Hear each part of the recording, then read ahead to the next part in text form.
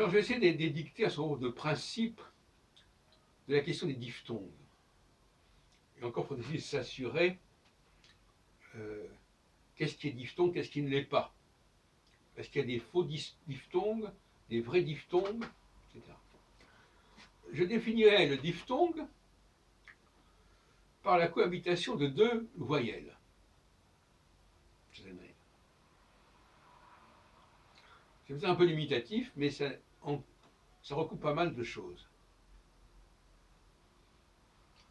Parce qu'il y a aussi le cas des diphtongues qui comportent un R ou un N en français, ou un Z. Alors déjà, un principe qu'il faut comprendre, c'est qu'il y a, dans toute forme de prononciation, il y a la masculine et la féminine. Ça ne renvoie pas forcément aux hommes et aux femmes, mais il y a le masculin et le féminin. Par exemple, il y a une façon, il y a des diphtongues qui sont masculines, qui sont féminines.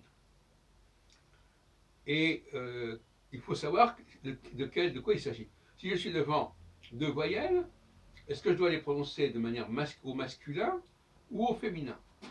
Je m'explique. Si c'est au féminin, je dois distinguer les voyelles. Donc, ce n'est plus une diphtongue. C'est-à-dire que je ne vais pas créer un son nouveau. Ce sera un son qui sera la résultante, la combinaison des deux voyelles qu'on va entendre l'une et l'autre. Par exemple, grand, j'entends le son en, ça n'est ni le A ni le N. C'est un mélange des deux. Si je dis grande, j'entends le A et j'entends le N. Voilà. Bon, donc vous voyez ce que je veux dire. C'est peut-être pas pris le meilleur exemple, mais c'est comme l'exemple que je prends souvent. Voilà. Et entre parenthèses, on n'a pas le droit de dire grande. On doit dire grand et grande. Sans mettre un E à la fin d'ailleurs. Grande.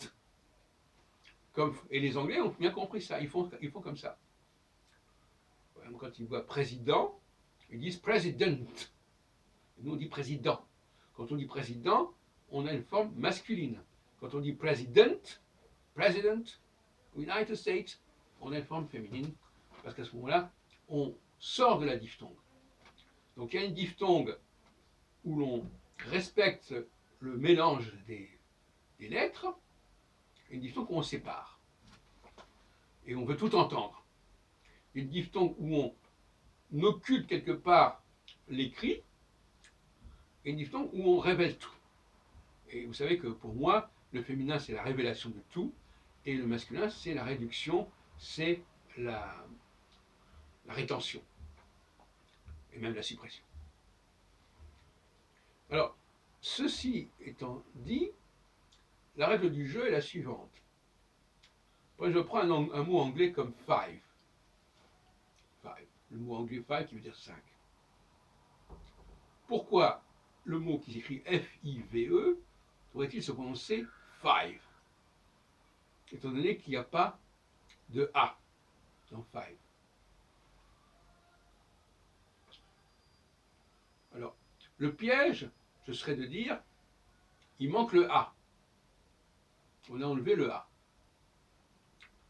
Mais là, ça serait contre la règle que j'ai posée, à savoir, ou que je n'ai peut-être pas encore assez bien posée, mais que je la repose maintenant, à savoir que dans la diphtongue masculine, le son produit ne correspond pas aux lettres, aux voyelles concernées.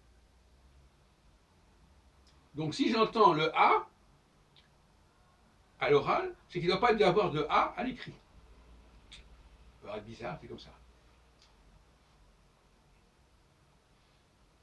La diphtongue est créatrice de sons nouveaux, de phonèmes nouveaux. La diphtongue masculine. La diphtongue féminine, en revanche, se contente de garder les lettres de départ. Elle ne va pas plus loin. Alors, ça c'est la règle générale, c'est la théorie générale des diphtongues. une théorie très enrichissante, très créatrice.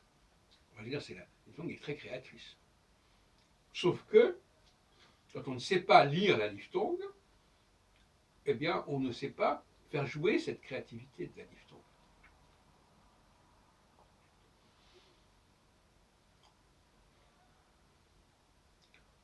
Alors, j'ai donné le cas des diphtongues comportant une lettre, une voyelle et la lettre N, par exemple. Par exemple, bon, c'est une diphtongue masculine, parce que le son on n'est ni dans le O ni dans le N. En revanche, si je dis bonne, on entend le O et on entend le N. C'est une diphtongue féminine. Et d'ailleurs, vous remarquerez qu'on ne dit pas bon, comme grande, on dit bonne. Ça montre bien que quand on dit elle est grande, je fais une erreur de lecture. Je ne dois pas dire elle est grande, je dois dire elle est grande, comme disent les méridionaux ou comme disent les anglais. Grandmother, ma grand-mère. Est-ce que ça c'est enseigné dans les écoles, ce principe de la double lecture? On leur enseigne que, normalement, quand une consonne n'est pas suivie de la lettre E, ça ne se prononce pas. Règle générale. Le chat, par exemple, ça se termine par un T, on dit le chat. Si je mets deux TE, ça devient la chatte. Et là, la chatte, on entend le T. Alors, on reviendra là-dessus plus tard. Je voulais déjà poser ces questions.